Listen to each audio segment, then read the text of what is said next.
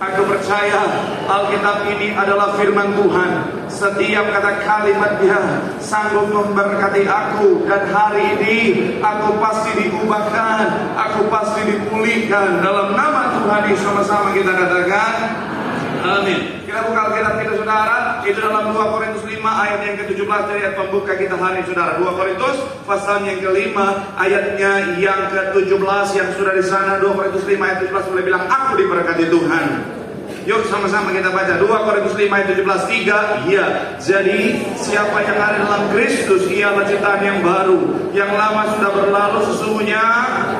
Sekali lagi saudara 3. Ya, jadi siapa yang di dalam Kristus ialah ciptaan yang baru. Yang lama sudah berlalu sesungguhnya apa? Yang baru sudah datang. Nah saudara, kemarin kita baru merayakan yang namanya tahun baru Chinese New Year saudara. Bicara tentang Imlek saudara. Dan memang banyak cabang gereja kita hari saudara bicara tentang ibadah, mengadakan ibadah spesial Imlek saudara. Dan saya percaya semuanya merasakan sukacita yang sama. Sukacita Imlek kemarin saudara, semua terasa saudara. Dan ada banyak pertanyaan yang selalu muncul setiap tahun kepada saya. Tanya begini, Pak Pendeta, apakah boleh merayakan Imlek Pak Pendeta? Kita kan udah Kristen Pak Pendeta. Ya apakah boleh merayakan Imlek? Saya mau bilang saudara, kalau ditanya apakah boleh, saya mau bilang sangat-sangat boleh saudara.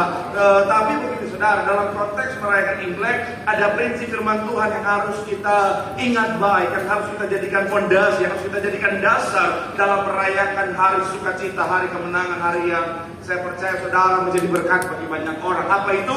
Itu yang sama-sama kita akan bahas hari ini saudara dalam judul khotbah prinsip firman Tuhan dalam merayakan Imlek. Haleluya. Pak Pendeta, di sini paling banyak orang Ambon, Batak, Manado, Papua, Pak Pendeta. Enggak apa-apa, Manado, Ambon, M-nya itu Mandarin, saudara. Batak, T-nya itu Tionghoa, saudara. Apalagi? Nanti yang lain saya pikirkan lagi, saudara. Haleluya. Yuk sama-sama kita baca saudara.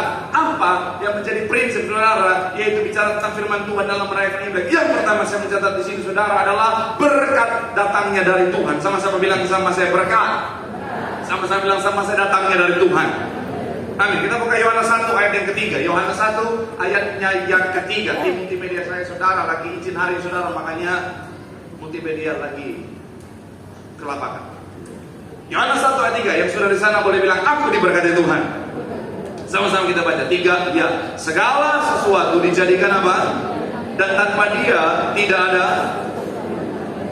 Sekali lagi saudara, bagian awal dikatakan apa? Segala sesuatu apa? Dijadikan oleh Dia, dan tanpa Dia tidak ada sesuatu pun yang telah jadi dari segala yang telah dijadikan. Nah, saya mencatat di sini saudara, setiap orang mau diberkati Tuhan. Saya dalam perjalanan pelayanan saya saudara menemukan ada banyak orang ketika minta doa, ada banyak jemaat ketika minta doa punya kesamaan, yaitu apa? Pak Pendeta, tolong doakan supaya saya diberkati Tuhan. Tapi sekali lagi saya mau bilang saudara, masuk tahun yang baru, masuk bicara tentang perayaan Imlek saudara, yang harus kita ingat baik adalah berkat itu datangnya dari Tuhan saudara. Karena ada banyak orang Kristen kadang-kadang saudara berpikir bahwa berkat saya ditentukan oleh keadaan tahun ini, berkat saya ditentukan oleh apa zodiak saya, berkat saya ditentukan oleh apa sio saya. Saya mau bilang saudara, apapun keadaan tahun ini saudara, apapun zodiak saudara dan saya, apapun sio kita saudara, berkat Tuhanlah yang menjadi bagian kita. Katakan amin.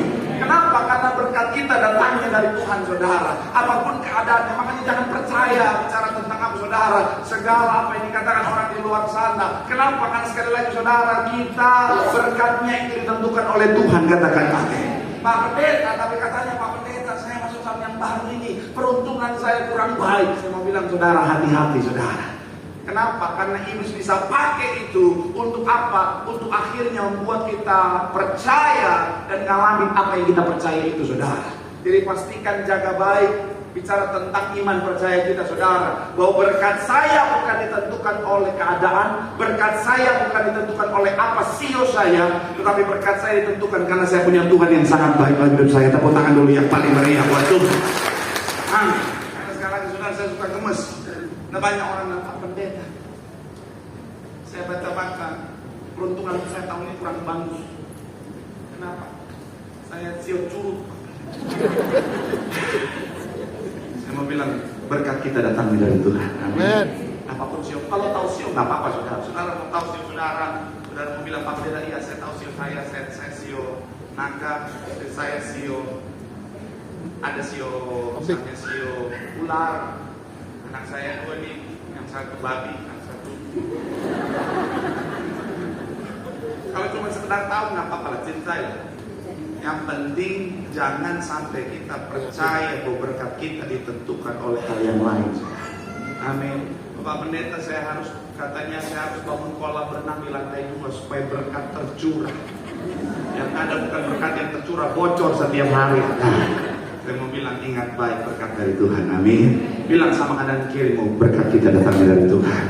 Tuhan kita baik, selalu memberkati kita. Tepuk tangannya pakai meriah buat Tuhan. Haleluya. Yang kedua, prinsip firman Tuhan yang harus kita pegang ketika dalam merayakan Imlek. Yang kedua, saudara, setelah berkat datangnya dari Tuhan adalah tempatkanlah berkat di posisi yang tepat. Sama-sama bilang sama saya, tempatkan berkat. Sama-sama bilang sama saya, di posisi yang tepat. Matius 6 ayat 33, saudara. Matius 6 ayat 33, sama-sama kita baca. Matius 6 ayat 33, yang sudah di sana boleh bilang, aku diberkati Tuhan. 3, ya. Tetapi maka semuanya akan apa? Sekali lagi saudara, 3, iya. Tetapi carilah dahulu kerajaan Allah dan kebenarannya, maka apa?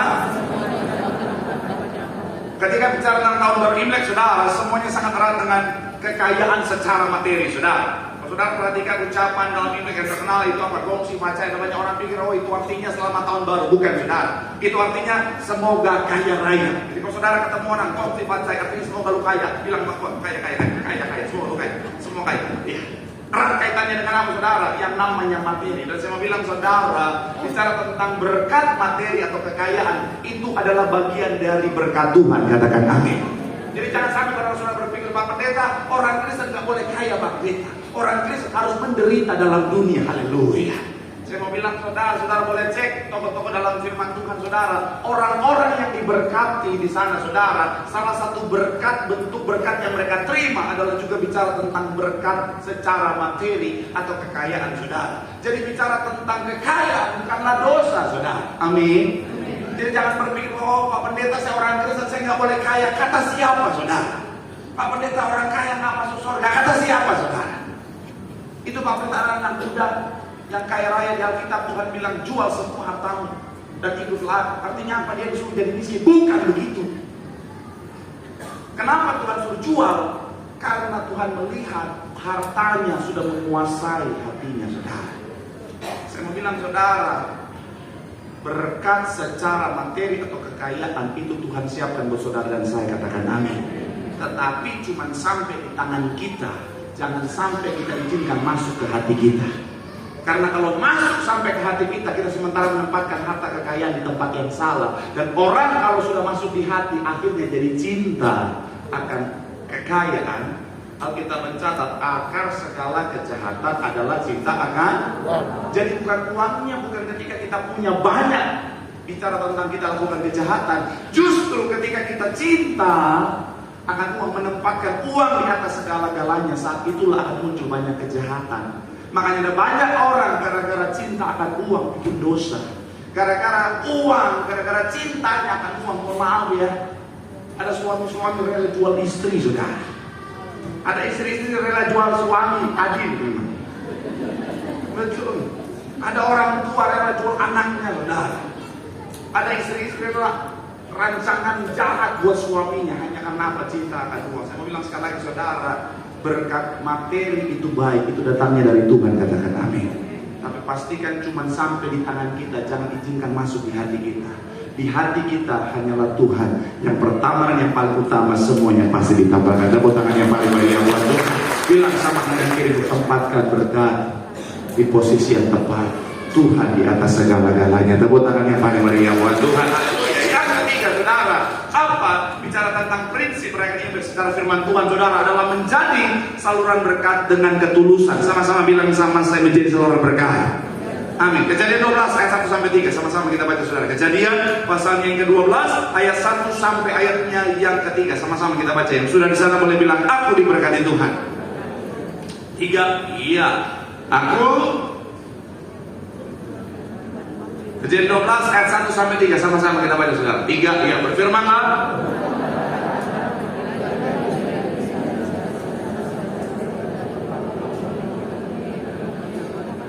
Aku akan membuat engkau menjadi bangsa yang besar dan memberkati engkau serta apa?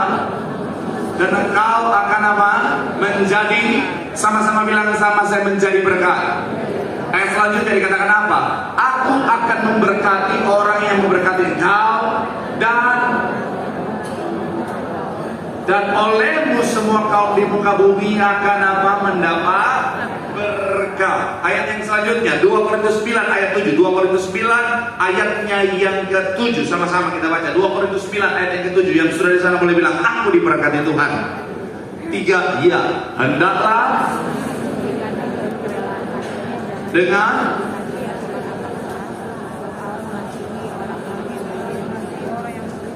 bagian terakhir dikatakan apa? Sebab Allah mengasihi orang yang memberi dengan sukacita. Di dalam Imlek ada yang namanya memberikan atau membagikan angpau, saudara. Dan inilah semangat yang Alkitabiah. Kenapa? Karena menjadi berkat bagi sesama. Dan saya mau bilang, saudara, anak Tuhan harus jadi berkat. Katakan amin. Kenapa? Karena kita diberkati. Salah satu tujuan Tuhan memberkati setiap kita, supaya kita bisa jadi saluran berkat bagi banyak orang. Kalau saudara ingat Yusuf, ketika dia diberkati dalam posisi yang luar biasa, dengan kekuasaan, dengan kekayaan yang luar biasa, dia katakan begini, saudara, sebab untuk menolonglah, makanya Tuhan menempatkan aku di sini, saudara. Saya mau bilang, kalau saudara diberkati, jangan langsung pikir, oh aku mau ngapain, mau foya-foya, misi-misi foya-foya. Saya mau bilang, saudara, ubur-ubur ikan lele. Jangan lupa jadi berkat, deh. Amin. Saya mau bilang, masuk nggak masuk, paksain aja, deh. Haleluya.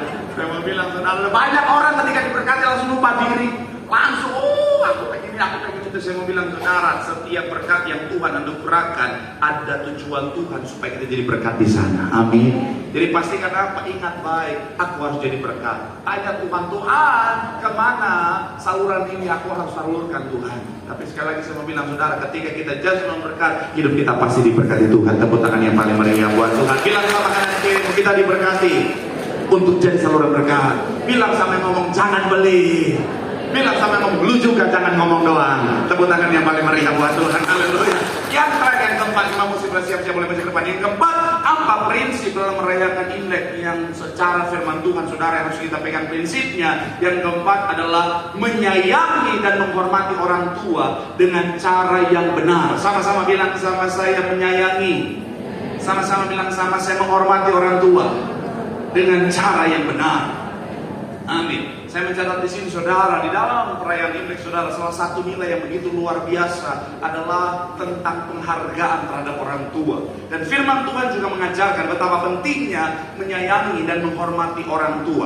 Keluaran 20 ayatnya yang ke-12. Sama-sama kita baca. Keluaran pasal yang ke-20 ayatnya yang ke-12. Sama-sama yang sudah di sana boleh bilang, aku diberkati Tuhan.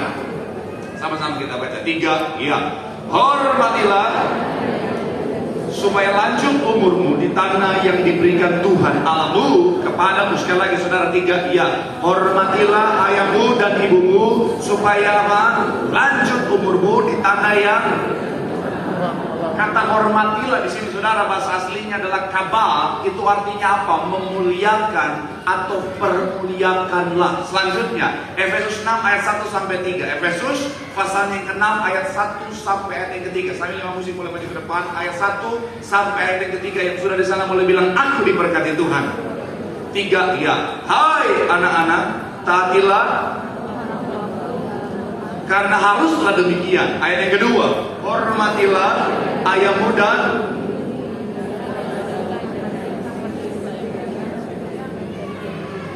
ayat yang ketiga, supaya kamu apa?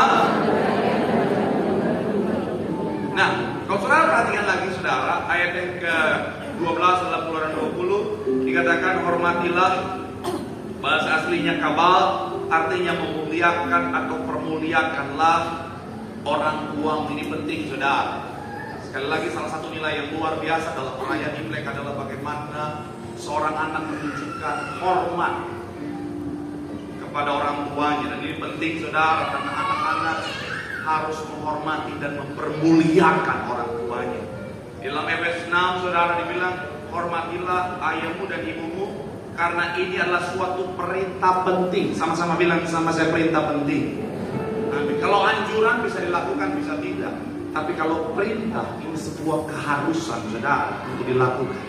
Dan konsekuensinya dikatakan apa? Ayat yang ketiga, bahagia dan panjang umur. Ketika kita hormat sama orang tua, kita permuliakan orang tua kita, hidup kita bahagia, hidup kita panjang umur, katakan amin.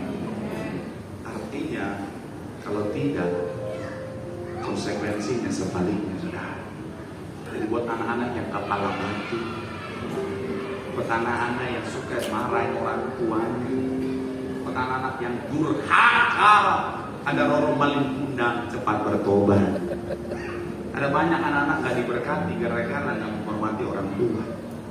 Ada banyak orang susah payah, usaha apapun gagal, bisnis apapun gagal, kerjaan apapun gagal, gara-gara mengambil kurang ajar sama orang tua saudara. Orang tua baru ngomong dikit, ngaku apa?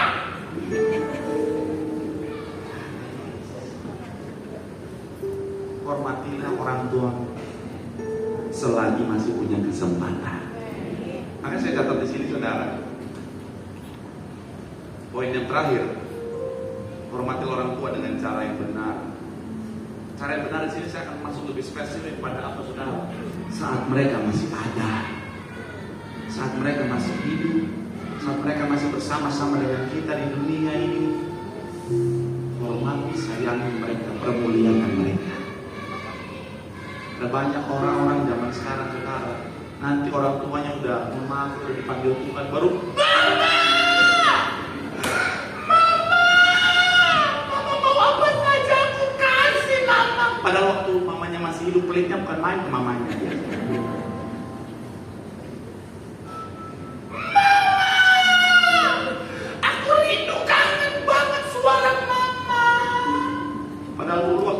Mamanya setiap telepon gak pernah diangkat.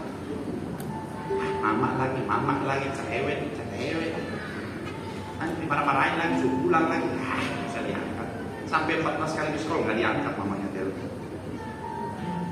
Pas mamanya udah dipanggil Tuhan, udah Mama aku rindu suaramu. Mamanya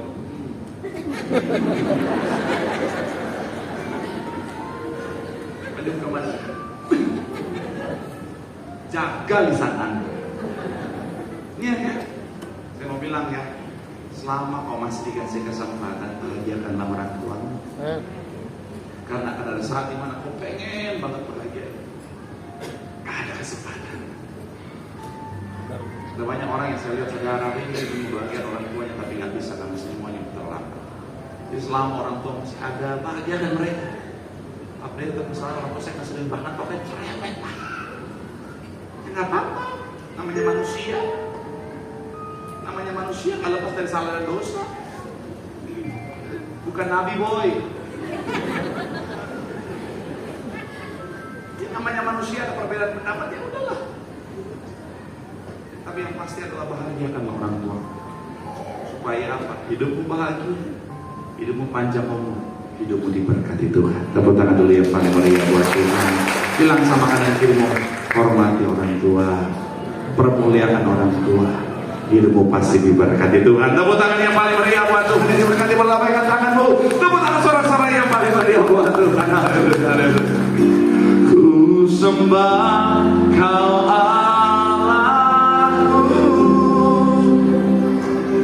Bapa dan Sahabatku,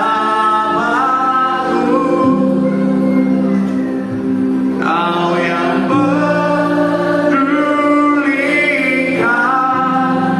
seluruh hidupku.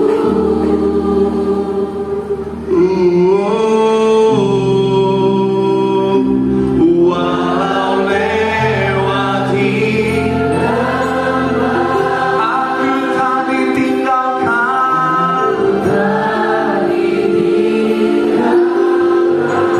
Yesus kekuatan.